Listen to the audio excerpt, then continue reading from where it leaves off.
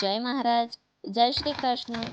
તો આજે હું તમારા સાથે શેર કરીશ વરસાદમાં ખાવાની મજા આવે એવા ગરમા ગરમ એકદમ ક્રિસ્પી અને અંદરથી સોફ્ટ એવા ટેસ્ટી ડુંગળીના ટીકડી ભજીયાની રેસિપી, જે બનાવવા ખૂબ જ સરળ છે। તમે જો એકવાર આ રીતે બનાવશો ને તો તમારા પણ ટીકડી ભજીયા એકદમ ક્રિસ્પી અને સોફ્ટ બનશે। તો મારા આવા જ અવનવા રેસિપી વિડીયોને સૌથી પહેલાં જોવા માટે હમણાં જ રિયા કિચન નડિયાદ યુટ્યુબ ચેનલને સબસ્ક્રાઈબ કરીને બાજુમાં આપેલ બેલ આઇકન બટનને ડબલ ક્લિક કરજો, જેથી નવા વિડીયોની નોટિફિકેશન સૌથી પહેલાં તમને મળે। તો ચાલો આજની આ રેસિપી શરૂ કરીએ। તો ડુંગળીના ટીકડી ભજીયા બનાવવા માટે આપણે મિક્સિંગ બાઉલમાં ડુંગળીને ઉમેરી દઈશું। તો અહીંયા મેં મોટી સાઇઝની 3 નંગ ડુંગળીને આ રીતે સુધારીને લીધી છે। તો હવે તેમાં સમારેલા અડધો કપ લીલા ધાણા ઉમેરીશું। તો લીલા ધાણા થોડા વધારે હોવાથી તેનો ટેસ્ટ દેખાવમાં પણ ખૂબ જ સરસ આવે છે। સાથે જ 3 નંગ ઝીણા સમારેલા લીલા મરચાં। તો અહીંયા ડુંગળીના ટીકડી ભજીયામાં તીખાસનું પ્રમાણ થોડું આગળ પડતું હોવાથી અહીંયા તમે તીખાસ તમારા ટેસ્ટ પ્રમાણે વધુ કે ઓછી લઈ શકો છો। 1 ચમચી આદુ લસણની પેસ્ટ, 2 મોટી ચમચી અધકચરા સૂકા વાટેલા ધાણા ઉમેરીશું। સૂકા ધાણાથી ફ્લેવર પણ ખૂબ જ સરસ આવે છે અને ખાવામાં તેનો ટેસ્ટ એકદમ સ્વાદિષ્ટ લાગે છે। 1 ચમચી મરી પાવડર, 1 ચમચી ધાણા જીરું પાવડર, 1 મોટી ચમચી લાલ મરચું પાવડર। તો તીખાસ તમે તમારા સ્વાદ પ્રમાણે વધુ કે ઓછી રાખી શકો છો। અડધી ચમચી અજમોને આપણે હાથની મદદથી મસળીને ઉમેરી દઈશું। અજમો ઉમેરવાથી ભજીયા પચવામાં હળવા રહે છે। સ્વાદ પ્રમાણે મીઠું, 1 ચમચી ગરમ મસાલો ઉમેરીને બધા જ મસાલાને આપણે સારી રીતે મિક્સ કરી લઈશું। તો અહીંયા આપણા બધા જ મસાલા સારી રીતે મિક્સ થઈ ગયા છે। તો હવે આપણે તેમાં 1.5 કપ ચણાનો લોટ ઉમેરીશું। તો શરૂઆતમાં આપણે 1 કપ ચણાનો લોટ ઉમેરીને મિક્સ કરી લઈશું। ત્યારબાદ અડધો કપ ચણાનો લોટ ઉમેરીને ફરીથી તેને મિક્સ કરી લઈશું। એમાં જરૂર પ્રમાણે પાણી ઉમેરીને મિક્સ કરી લઈશું। તો ડુંગળી અને ચણાનો લોટ બંને સારી રીતે મિક્સ થઈ ગયા છે।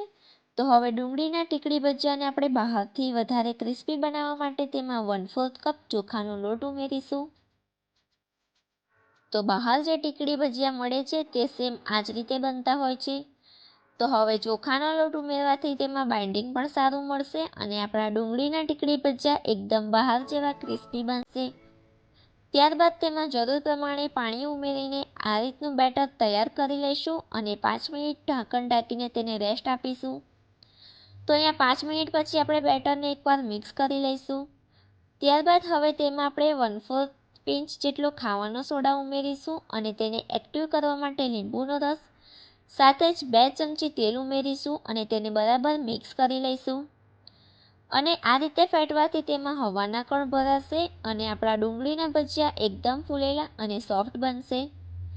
તો અહીંયા તમે બેટરની કન્સિસ્ટન્સી જોઈ શકો છો કે ન તો વધારે ઢીલું છે કે ન તો વધારે કઠણ। પર તેલ ગરમ કરવા માટે મૂકીને રાખ્યું હતું। તો તેલ સારું એવું ગરમ થઈ ગયું છે। તો હવે પાણીવાળી આંગળી કરીને આપણે બેટરને હાથમાં લઈને આ રીતે એક એક કરીને ભજીયાને મૂકતા જઈશું। તો ભજીયાને આપણે પહેલાં સ્લો ટુ મીડિયમ ફ્લેમ પર તળી લેવાના છે અને આ ભજીયાને આપણે બીજી વખત તળવાના છે, એટલે અહીંયા આપણે તેને વધારે લાલ નથી કરવાના, તેનું તમારે ખાસ ધ્યાન રાખવાનું। તો હવે આપણે તેને પ્લેટમાં કાઢી લઈશું। તે ભજીયા ગરમા ગરમ હોય ત્યારે જ આપણે તેની ટીકડીને વાડકીની મદદથી પ્રેસ કરી લઈશું, નહીં તો જો ઠંડા થઈ ગયા પછી પ્રેસ કરશો તો તે એકદમ છૂટા પડી જશે। તો ધ્યાન રાખવાનું, ગરમ હોય ત્યારે જ તેને આ રીતે પ્રેસ કરી લેવાના। તો આ જ રીતે આપણે બધી જ ટીકડીને તૈયાર કરી લઈશું અને તળવા માટે આપણે ગેસની ફ્લેમ હાઈ કરી દઈશું, જેથી આપણી ટીકડી એકદમ ક્રિસ્પી બને। જો તમે સ્લો ટુ મીડિયમ ગેસ પર ટીકડીને તળશો તો તેમાં તેલ ઓબ્ઝર્વ કરી લેશે। તો હવે આપણે આ રીતે ટીકડીની સાઈડ ચેન્જ કરતા જઈશું અને ગોલ્ડન રંગના તળાઈ જાય ત્યાં સુધી તેને તળી લઈશું। તો લગભગ 3 થી 4 મિનિટ પછી આપણા ડુંગળીના ટીકડી ભજીયા તળાઈ ગયા છે। તો વરસાદમાં ખાવાની મજા આવે તેવા બન્યા છે ને એકદમ ક્રિસ્પી ડુંગળીના ટીકડી ભજીયા। તો હવે ગરમા ગરમ આ ટીકડી ભજીયાને આપણે સર્વિંગ પ્લેટમાં સર્વ કરીશું। એકદમ ક્રિસ્પી ડુંગળીના ટીકડી ભજીયાને ચટણી સાથે ખાવાની ખૂબ જ મજા આવે છે। સાથે જ તમે આ ટીકડી ભજીયાને ચા સાથે પણ ખાઈ શકો છો। તો આ રેસિપી તમે જરૂરથી બનાવીને ટ્રાય કરજો. ઘરમાં નાનાથી લઈને મોટા સૌ કોઈને બહુ જ ભાવશે. સાથે જ તમને મારી આજની આ રેસિપી ગમી હોય તો વિડીયોને લાઈક કરીને તમારા ફ્રેન્ડ્સ અને ફેમિલી સાથે શેર કરજો. તમને મારી આજની આ રેસિપી કેવી લાગી તે કોમેન્ટ સેક્શનમાં જરૂરથી જણાવજો. સાથે જ મારી ચેનલને સબસ્ક્રાઈબ કરવાનું બિલકુલ પણ ના ભૂલશો આવા જ અવનવા રેસિપી વિડીયોને સૌથી પહેલાં જોવા માટે. તો ફરી મળીશું આવી જ એક નવી રેસિપી સાથે. ત્યાં સુધી જય મહારાજ, જય Shri Krishna. Thanks for watching.